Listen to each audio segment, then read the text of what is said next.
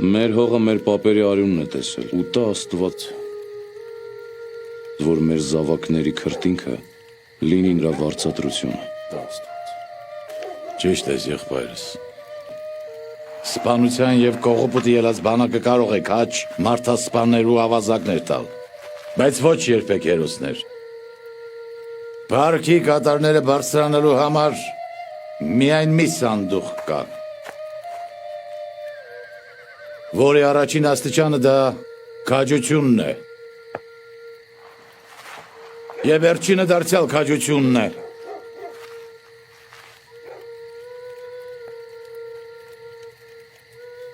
Երբեք առանց Սյունիքի ու Արցախի, առանց Հայաստանի աշխարհագրական ուժեղ ողնաշարի, հայրենիք գոյություն ունենալ չի կարող, չպահեցինք դրանք, մահն էլ մեզ չի փրկի։ Սյունիքը աշխարհագրական մեր հայրենիքի ողնաշարն է, առանց որի Հայաստան գոյություն ունենալ չի կարող։